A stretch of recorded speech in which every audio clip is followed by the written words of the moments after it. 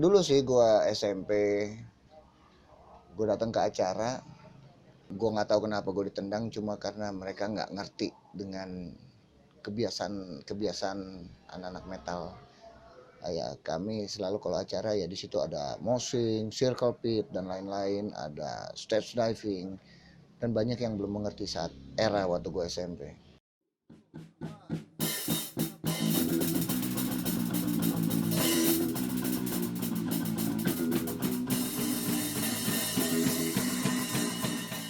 Oke, Krematis masih di launching Baby Frog. Sebelum ke Baby Frog, kita masih ada satu band lagi. Ada apa lupa gua namanya. Coba sini. Diagnosis Methodikal. Ayo langsung aja Mas bermimbar di sini ya. Diagnosis Methodikal. Setelah itu ada Baby Frog. Jangan pulang dulu ya. Hei. Jangan pulang dulu, nanti kalau kita pulang Baby Frog siapa yang nonton ya? Pada awal kemunculan metal itu kan dianggap asing ya. Metal itu lahir dari semacam pergerakan pemberontakan di scene musik itu sendiri. Orang-orang bosen dengan musik-musik rock and roll, musik-musik pop mungkin ya. Akhirnya mereka mereka memberontaknya, mungkin protesnya melalui musik metal itu sendiri dengan distorsi yang lebih berat, liriknya yang lebih kritis, maksudnya lebih lebih lebih lebih lebih bebas saja kita untuk mengekspresikan di metal gitu loh, lebih bebas aja, jadi nggak ada aturan tertentu uh, dibandingkan dengan musik-musik yang lain gitu. Jadi menurut gua metal itu ya lo bebas mengekspresikan diri lo di situ gitu. Kalau dulu kan yang bener awal-awal pergerakannya kan memang asing banget nih, ini apa nih ya kan, wah musik setan ya kan, musik-musik brutal, musik-musik gak jelas nih kan gitu. Kalau sekarang mungkin lebih diterima karena mungkin sudah eranya sudah lebih modern lah gitu. Jadi sudah mulai diterima di berbagai banyak kalangan gitu. Ya, terima kasih untuk kalian semua yang udah datang, udah beli tiket untuk donasi. Semoga apa yang kita lakukan ini boleh jadi berkah buat orang lain. Amin. Oke. Kira-kira bang pekerjaannya apa sih bang? Atau kesehariannya lah di Kesehariannya gua kesehariannya tuh gua ngurus anak, nganterin, ngejagain kalau masih kecil-kecil, masih geng. Terus mau weekend kadang gua manggung. Ya di tengah minggu latihan. Terus kalau minggu tuh pelayanan di gereja. sering pelayanan juga bang ini? Iya, pelayanan kadang gue main keyboard atau gitar, apalah. Musik. Saya apa yang gue bisa kasih ya. Ini bang, untuk kalau keluarga gimana sih bang tanggapannya? Kan bang ini kan lebih memilih untuk ke metal nih, lebih memilih untuk ngeband atau jalan hidupnya di metal gitu. Kira-kira tanggapan kayak gimana sih bang?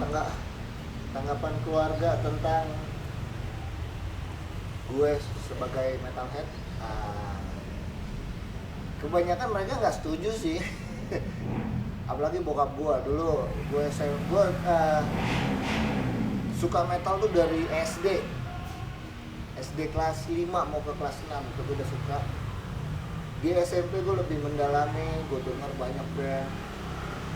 Bahkan dulu tuh tiap Sabtu atau Minggu gue sama teman-teman, ada berapa teman kecil gue, kita ke Jalan Sabang, toko Duta Suara, kita beli kaset, koleksi kaset-kaset band metal yang wajib nih dikoleksi gitu. Gue udah kayak begitu dari SD.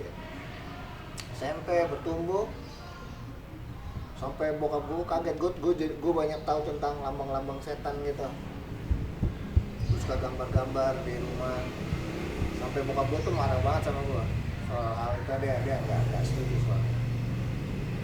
Ya rata-rata nggak setuju sih.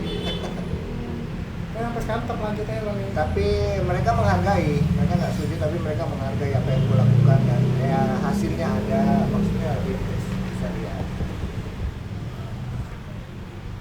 Terus kira-kira kalau tanggapan masyarakat terhadap bang ini kayak gimana?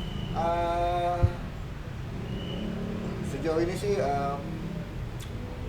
biasa-biasa aja sih. mereka tahu kayak gini sih. Kalau seniman, orang seniman tuh biasanya unik, mereka tahu, udah nggak norak lagi. Kalau dulu gitu bang, Kalau dulu ya sama aja ya, kadang orang ini sih ya, kalau waktu belum tahu mereka apa ya, kayak wah ini gerombolan anak-anak yang ini nih yang suka mabuk-mabuk nih, kayak gitu, berantem nih metal gitu. Karena kita pakai item-item, jadi ya kadang emang di acara kayak begitu sih, ada yang ribut mabuk, jadi ya udah negatif aja. berarti banyak kalau udah dulu baikan negatif, sekarang udah nggak terlalu Sekarang ya? udah Udah baikan iya. tahu ya. Metal udah nggak mainstream di Jakarta ini, biasa aja, bisa bikin di mall kok. Terus kira-kira ada nggak sih kayak penolakan masyarakat buat Bang Edi? Contoh kayak mau nyari kerja atau apa susah gitu? Sejauh ini nggak ada sih. Terus gue kadang kerja freelance, rata-rata nggak ada masalah. Yang penting hasil kerjaannya sih. Kalau zaman sekarang sejauh ini sih nggak ada. Nggak ada. Terus kalau ciri khasnya kayak gimana sih bang di band-band metal itu? Apakah mulai dari atributnya, terus cara mereka nyanyinya? Setiap band, bahkan setiap genre itu memiliki ciri khas Masing-masing. Contohnya kayak dari font, kalau thrash metal tuh lebih tegas bentuknya, set gitu. Nah kalau death metal tuh udah ribet tuh, ada kayak akar-akar pohon. Itu mereka memiliki ciri khas tersendiri, dari logo, dari font, logo band ya gitu-gitu. Atributnya ya itu. Kalau dari penampilannya bang, Hah? ya atribut pakaian penampilannya mereka gimana tuh bang? Kalau atribut biasanya sih yang standar tuh hitam-hitam aja. Teman-teman. Kaos hitam, tas, sisanya ada yang pakai pakai apa sih namanya, pet ya, yang kayak rompi itu. Oh, Terus ada pakai jaket jeans, ya bebas sih, tapi yang standarnya sih hitam-hitam. tapi kalau dulu kan kayak beda banget bang. Dia apa pakai ada yang duri-durian. Oh itu setiap genre memiliki, kayak itu gue bilang, setiap genre itu memiliki ciri khas. Kalau thrash metal tuh biasa kaos biasa doang, jeans. Terus kalau death metal tuh celana cargo. Kalau punk tuh harus ada ininya, terus ada banyak lah, ada gothic ya, itu biasa ada duri-duri, ada kayak Kalau pakai topeng gitu, topeng ya banyak. Sekarang udah banyak ya, Udah banyak. top kayak ini metal gitu lah. Udah kalau berkembang soalnya. nah kalau yang apa namanya cara nyanyinya gitu bang? Beda-beda ya? Di metal tuh tekniknya cuma dua sih, scream sama growl. Kira-kira event apa aja sih yang pernah bang Andi buat? Gue pernah bikin Flex Your Head, itu berseri itu 1, 2, 3 ya, Depok bawah tanah. Kapan itu? Itu tahun 99, tahun 2000 sampai tahun 2000. Terus kira-kira pengadaan event tuh kira-kira bang Andi ngadainnya kapan aja? Pengadaan event kira-kira kapan aja? Oh, Jadi- kalau gue bikin event tuh kalau pas ada momen-momen penting gitu ya, kayak hari besar, Sekten Pancasila gitu-gitu ya, pokoknya kayak gitu, hari kemerdekaan. Nah gue bikin eventnya pas gitu, memperingati hari-hari khusus ya? hari-hari khusus. Terus persiapan atau event siapa aja sih yang terlibat? Siapa aja? Apa Itu Bang Andi biasanya sih komunitas. komunitas ya?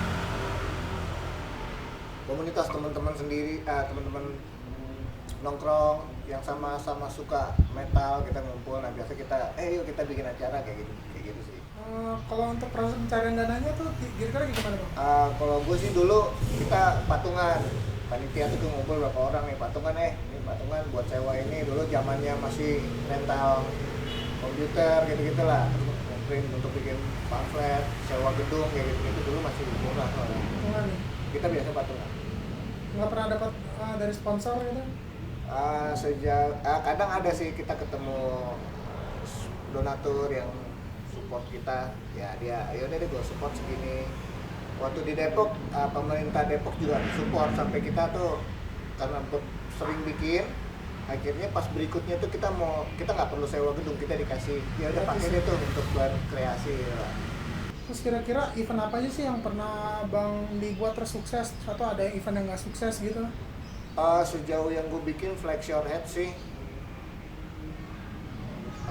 sukses lumayan. Ada juga sih yang nggak sukses, nggak balik modal, bahkan untuk balikin biaya produksi juga nggak nyampe, nggak ada ya gitulah. Tapi tetap jalan aja ya Bang ya? Tetap jalan, itu kesenangan buat kita bikin acara ya. Sekarang kadang kita boleh juga sih harus berpikir buat bisnis. Dulu mah gue bikin ya buat kesenangan kita aja. Kira-kira ada nggak pesan-pesan buat anak metal atau orang-orang di luar metal? Pesan-pesannya apa ya?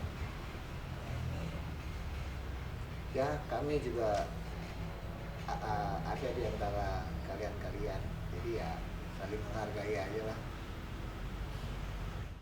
Jadi lu pengen tahu mental tuh seperti apa, lu harus bener-bener terjun langsung ke dalam itu.